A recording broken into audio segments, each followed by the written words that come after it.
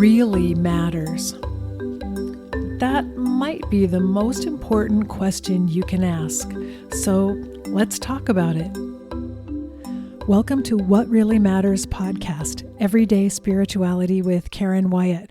Thanks so much for joining me here today for another one of these episodes where I simply talk to you about things I'm learning right now, especially in the spiritual realm, and how to become my best self in all ways in my life, and new practices I'm learning and new ideas that are coming to me, along with sharing some of the challenges and difficulties along the way. So today I want to talk about the topic of resilience and how to become more resilient in life. And I talk often about the fact that life is really challenging and difficult right now on planet Earth. We're facing so many different struggles and problems, and it can be overwhelming at times just figuring out how to balance everything that's going on, how to stay as much as possible in a positive zone of working toward growth and greater love and also optimism and hope, even in the face of fear and the hatred that seems to be rising up from everywhere on our planet. And that one of the skills that we need to develop is this skill of resilience, the ability to bounce back after something has not worked out the way we hoped it would. The more resilient we are, the more we can handle life's challenges and pick ourselves up again and get going and start over again, working on these issues and doing the best that we can as life goes on. When our resilience factor is really low, we can just be overwhelmed and defeated by the things that go wrong in life. We can become shattered and just find ourselves paralyzed at times and unable to move forward, unable to think of a creative solution to our problems, unable to find the energy and the passion and the drive that we need to help us work on solutions, to also help us look at our own shadow and figure out what we need to heal and what changes we might need to make in our lives to help us get through the current conditions.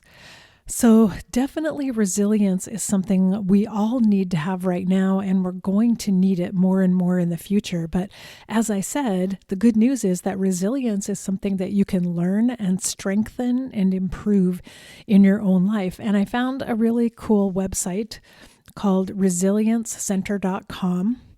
And they have a little quiz that you can take for free that helps you assess your own level of resilience, which I thought was really interesting because sometimes we are not totally sure how resilient we are. We may know that when we face certain challenges, we bounce back really well, but some of us may not have faced huge challenges yet in our lives. We may not have been tested in that way and may not have the best sense of whether or not we are resilient or we can count on being resilient when something happens. So I found this quiz helpful. I wanted to just talk through the questions that it asks. There are just 10 of them, but to give you something to think about, and I found them thought-provoking for me too. On the quiz, there's a 6-point Likert scale, starting with strongly disagree, all the way up to strongly agree, where you choose the strength of your response to that answer. But I'm not going to dwell on that. I just want to share with you the 10 points that they look at for data to measure how resilient you are. So the first one is, I have a reason to get up in the morning. And so this speaks to our sense of purpose. Do we find that life has meaning for us, that we have a purpose? And that can be the driving force behind everything that we do and can inspire us to do our best and to try new things and to keep learning and growing. But that's a really good question to ask. Do I have a reason to get up in the morning? And if I don't, then that may be something that I need to look at more deeply and understand Where did I lose that sense of purpose, or have I ever had it in my life? And what might it take to feel more of a sense of purpose?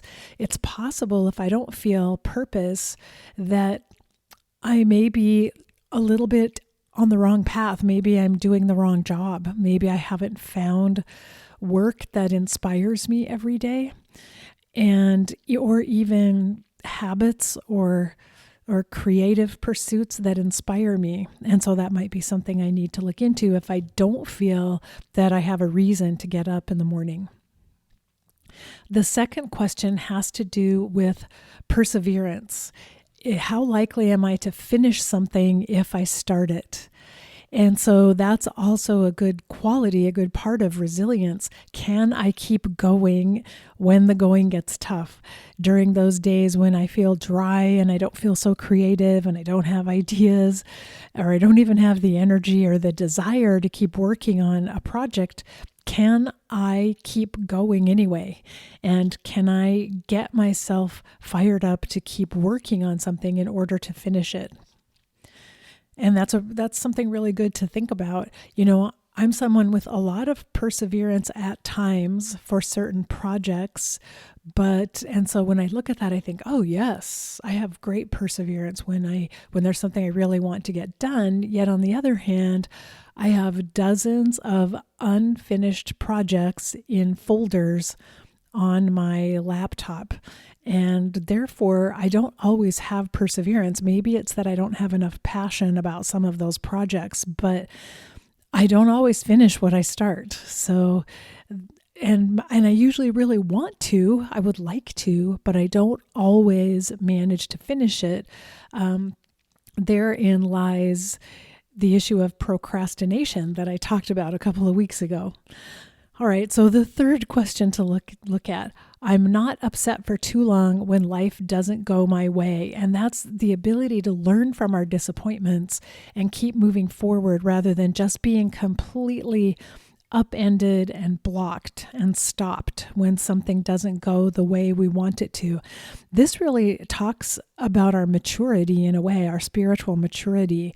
The ego in particular is upset whenever things don't work out. The ego tends to get attached and puts everything, all its hopes on a particular project or on something working out a certain way.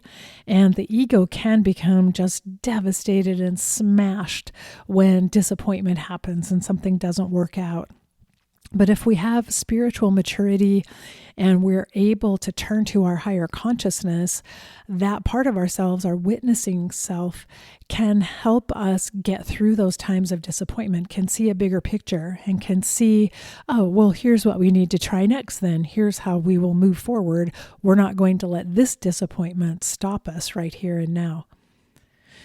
The fourth quality that is asked about in the quiz is, can I live by my values and stay true to myself? I think this, of course, means we have to know what our values are. And sometimes that can take us a while to actually start to delineate our values and what matters to us in our lives. And then to look back and assess and be rigorously honest with ourselves. Am I living by what I say my values are? And if I'm not, maybe those are not truly my values. Maybe there are things I think I should value, but I actually don't because I don't live by them. So I think this is really worth a good assessment in your journal to write about, what do I say I value? Where do I spend my time? And do I really value the things I think I should value? Are they truly deep values that come from my core, from my heart and my soul? The fifth question is, I can depend on myself to find a way through anything. And this speaks to how confident we are in ourselves. Do we see ourselves as being someone who's strong and creative in the face of adversity and who figures things out, solves problems, and finds ways to keep going? Or do we fear that we're not actually strong enough and that we don't have the tools that it takes to get through a challenging situation. We may not have developed confidence in ourselves during our lives, and that's something that's essential. In order to be resilient, you have to have confidence in your deeper self that you can keep going even when something is hard. And so that's something that may take some time to develop. And sometimes we don't find that confidence until we've actually faced a big challenge and found a way to keep going and to get through it. That can be confidence building. If we haven't been tested enough, we may not have had a chance to grow and develop our confidence. The sixth factor on this quiz is a sense of humor. Do I have the ability to smile or laugh at times when things go wrong? Can I find humor within my challenges and difficulties? And they point out in the description that just being able to smile actually helps improve relaxation. And laughter, we know from studies, decreases stress and anxiety. So having a sense of humor is a huge part of resilience. You can see how it feeds right into resilience and helps us stay in balance and keep going sometimes. If we're able to find humor and lightheartedness within even the most difficult situations we face, we are able to find a way to bounce back a little bit better because of being able to get to that place where we are more lighthearted and relaxed. The next quality, number 7, is the ability to see an obstacle as a challenge to overcome rather than something that is defeating, that stops me or blocks me, but it's simply a challenge. And this is having a good attitude about difficulties in life and realizing, oh, well, how interesting. Here's an obstacle. How am I going to get around that or over it or through it, rather than feeling like, oh no, an obstacle, I can't go on. I have to stop. This is preventing me from doing what I need to do. So I like that kind of positive, can do, keep going attitude when we do meet obstacles. And I do want to give a little disclaimer because I don't think we are always meant to be resilient in every situation. I think there are times when part of our growth experience is to fall apart and actually feel defeated and to actually have to struggle and pull ourselves back together and figure out over time how we are going to keep going on.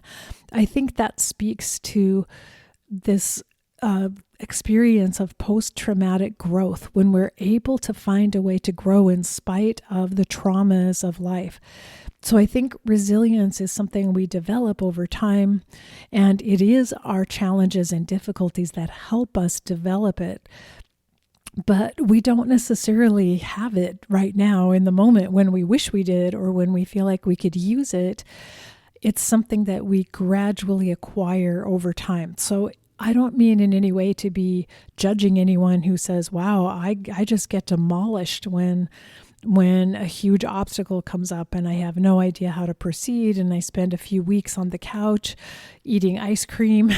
And that's okay, because when we experience these deep pains and losses in our life, it's important for us to be able to grieve them as well.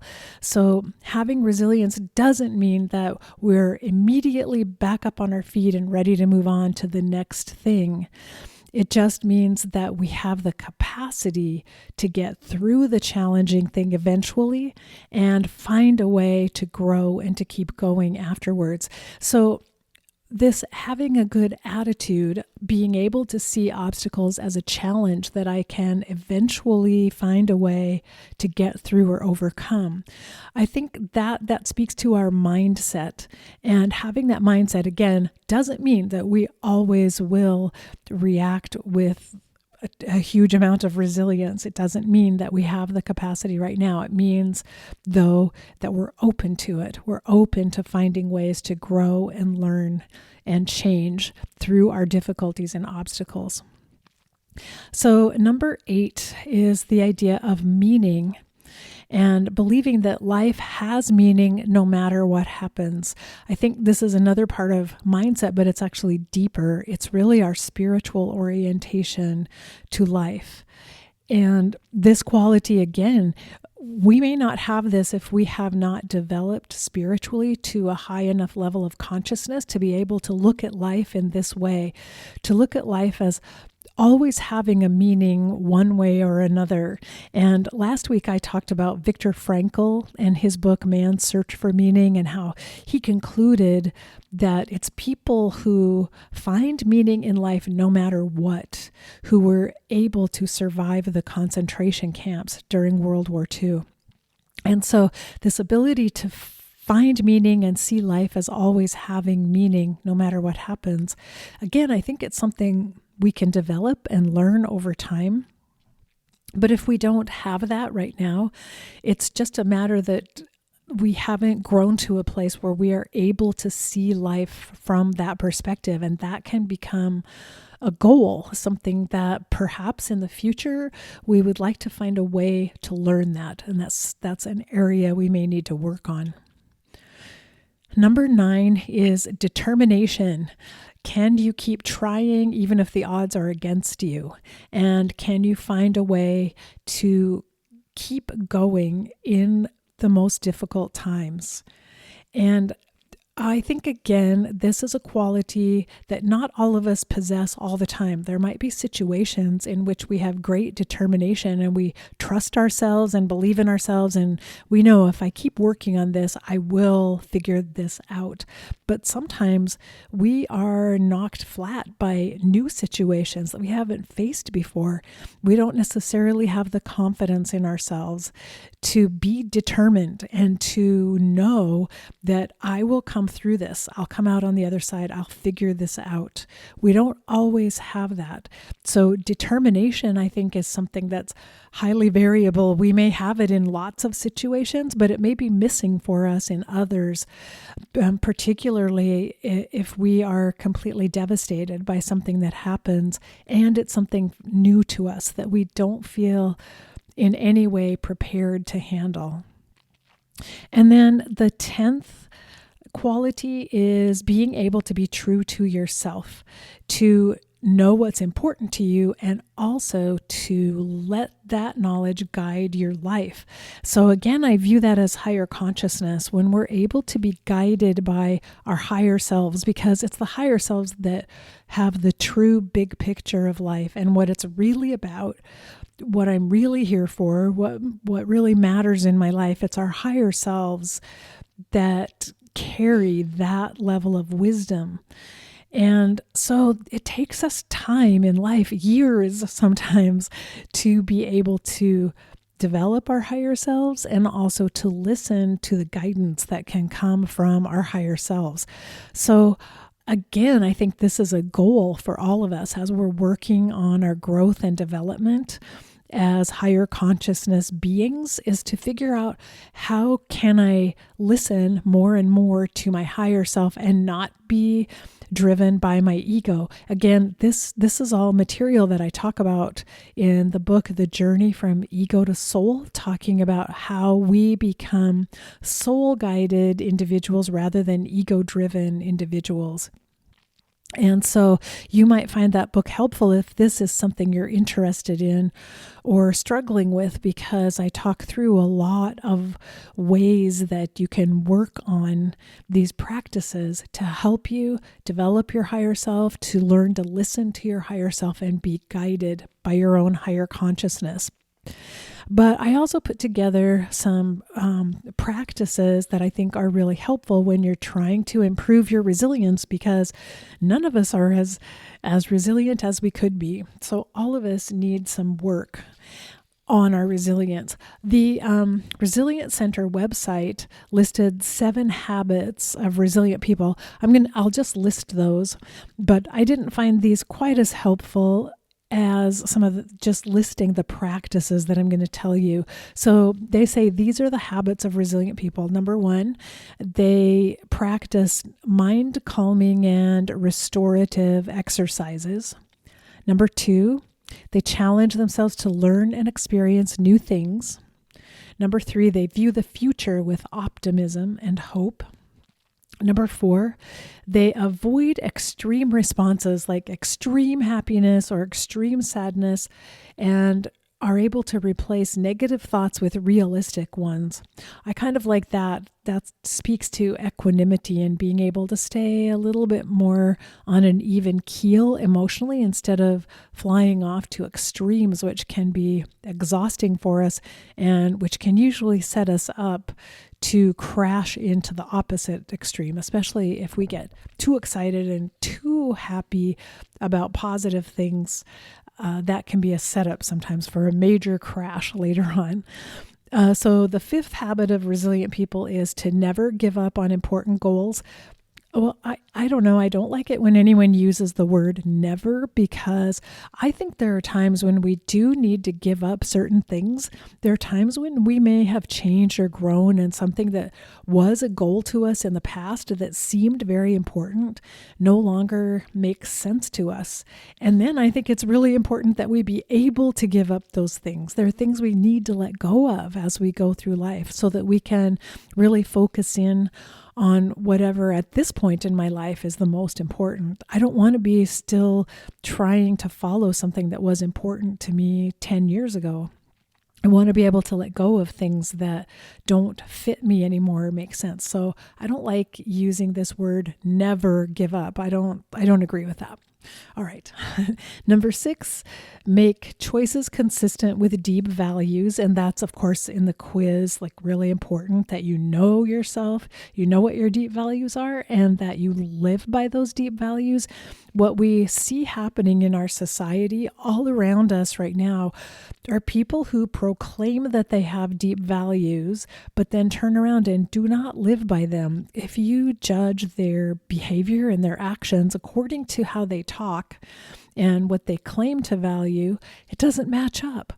And so there's a lot of hypocrisy out there in people who loudly proclaim values but do not live by the very values that they proclaim and that they tell everyone else to live by. So what's far more important is to be a quieter person who turns more inward and studies your own values. Spend time really looking at your own values and judge your own behavior rather than the behavior of other people, to see where you are missing the mark, where you may not be living up to what you say you care about. And then, are those really your values if you don't live up to them? And maybe you need to reshape your values or rethink them. And if not, maybe it's your behavior and how you actually live day to day that needs greater integrity and a little bit more effort and focus. So the 7th habit of resilience people is have a sense of purpose for your life. And of course, that's a major question in the quiz. It comes up a couple of times, purpose and meaning for life. So people who are resilient tend to have a purpose. What if you're someone who doesn't know what your purpose is? Don't feel that you can't be resilient or that you can't grow in that area, because sometimes that's part of our life's journey. We're figuring out what our purpose is.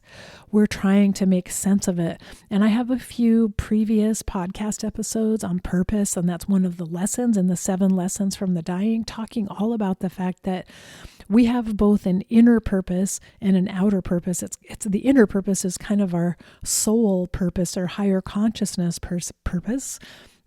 The outer purpose is what we do with our time in our lives, how we spend our time, what career and job and occupation we choose for our time. So this is also in the journey from ego to soul too, talking a lot about purpose and working on understanding your purpose and figuring out what that is, because not all of us are aware of that. So now I'm going to go through some practices that can help all of us to develop our resilience and get stronger.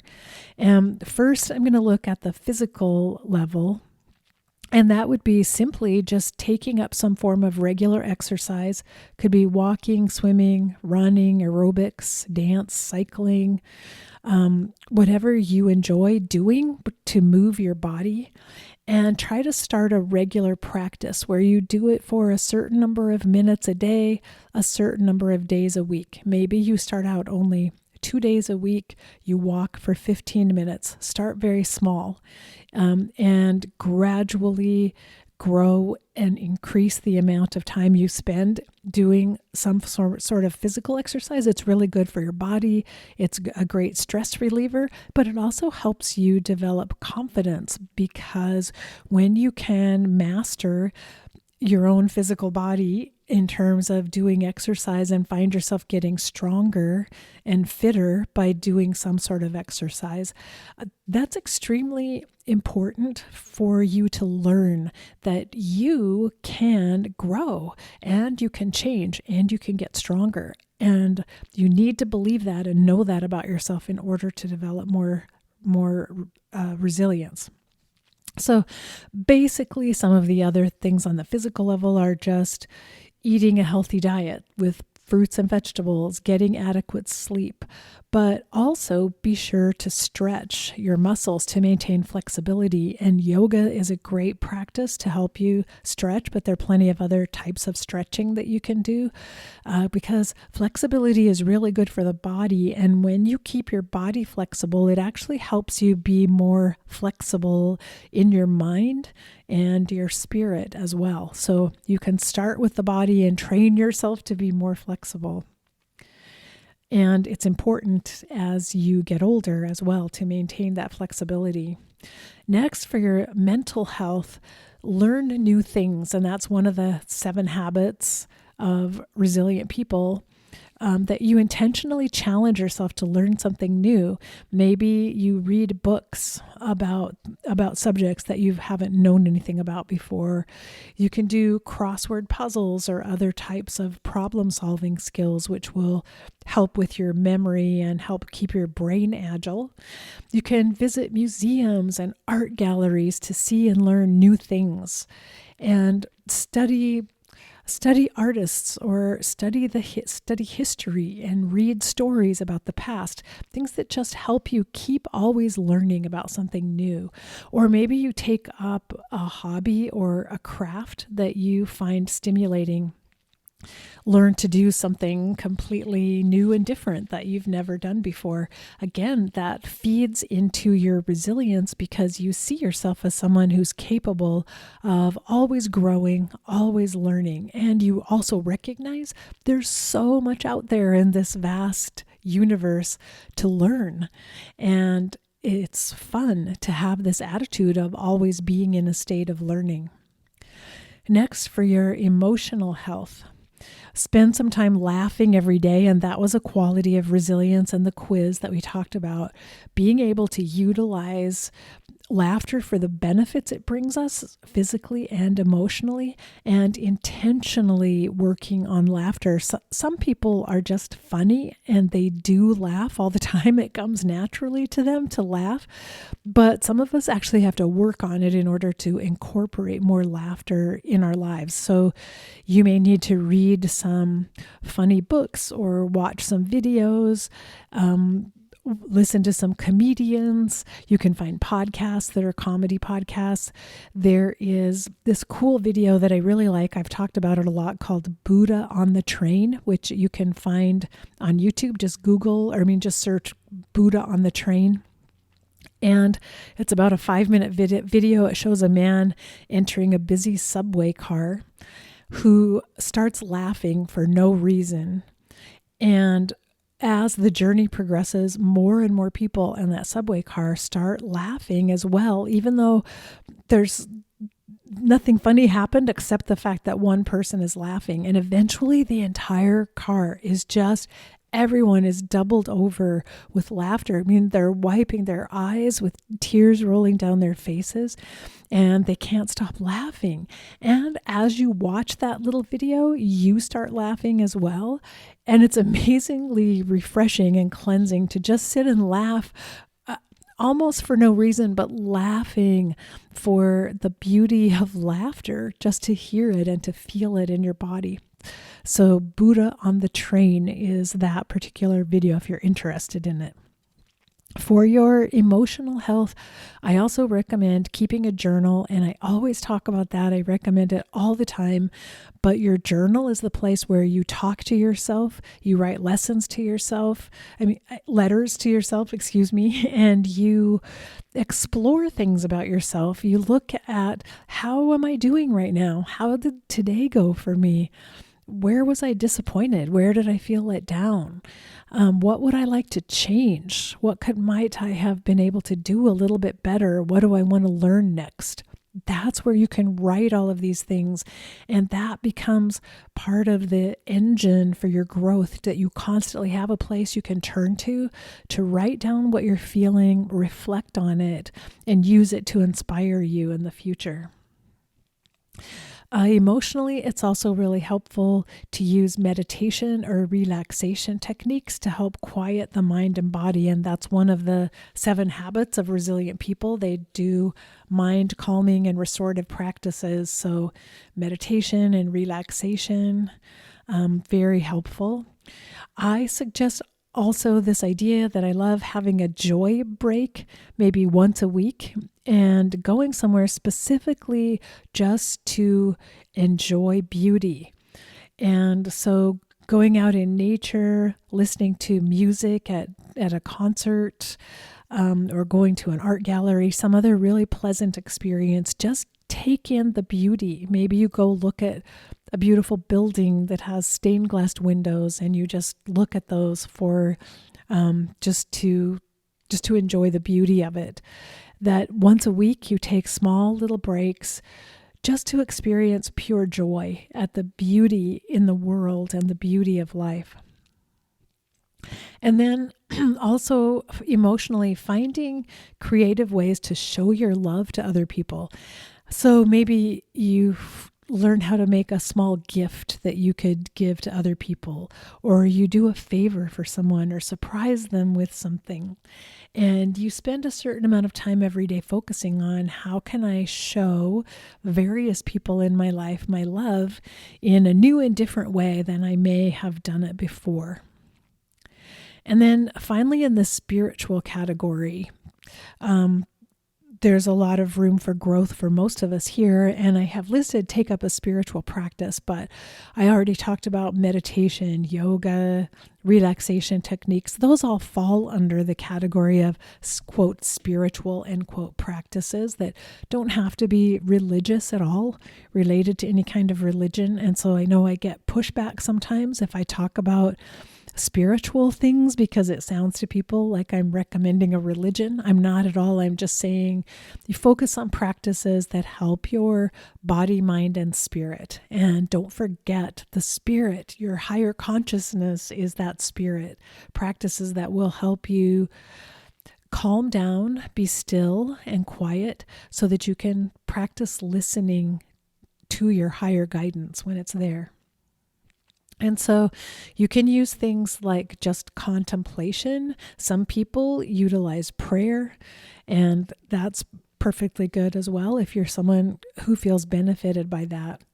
Also, you can take up a gratitude practice and think maybe at the end of the day, each day, of something that you're grateful for every day. You can write about it in your journal, or you could just review it in your mind. What's one thing that happened today that I'm deeply, deeply grateful for? And practicing gratitude alone, it's very healing for the psyche, and it's actually very energizing for our souls to be grateful for life, to be grateful that we're here. That brings us so much more powerful life energy when we have that mindset that life is good and I'm so lucky I get to be here. I'm so grateful for everything. That is a really powerful place to be in your thinking and your thoughts every day. So practicing gratitude is one way to help you move toward a state of being thankful all the time for life itself and what life has given you.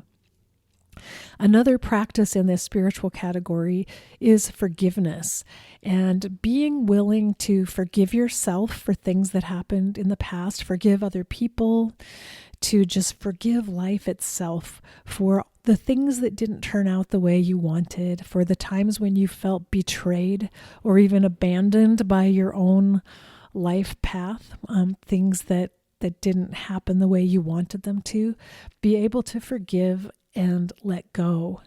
And so you may need to have a specific practice where you write down things that you would like to forgive, that you'd like to get over, you'd like to get past the resentment and the anger that you're holding on to over certain things that have happened in the past.